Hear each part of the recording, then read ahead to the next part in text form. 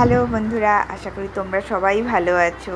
আর আমি ভীষণ ভালো আছি, কেননা আমি আজকে চলে এসেছি কাশ্মীরে, শ্রীনগর।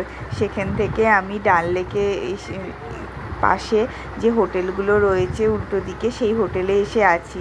আর এখান থেকে আমি এখন চলে এসেছি মুঘল গার্ডেন।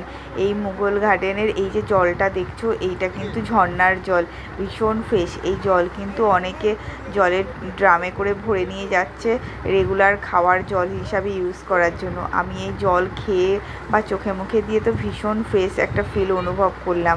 আর এখন বাজে সন্ধ্যে 7টা, কিন্তু দেখে তো মনে হচ্ছে না। একদম ঠিক বলেছো, কেননা কাশ্মীরের সানসেট কিন্তু অনেক পরে হয়।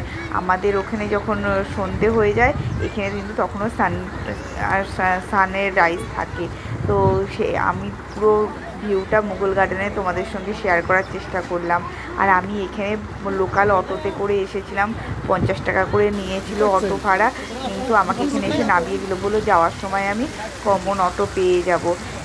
কিন্তু আমি না যাওয়ার সময় কিন্তু কমন অটো পাইনি। আমাকে ওখানে পুলিশের ক্যাম্প তো পুরো কাশ্মীরেই রয়েছে, তো সেখান থেকে পুলিশের গাড়িতে করে আমাকে ছেড়ে দিল আমার হোটেল পর্যন্ত।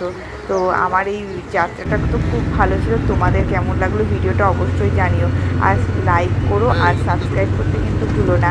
আজকের জন্য এইটুকু, আবার অন্য কোনো দিন দেখা হবে অন্য কোনো ভিডিও নিয়ে।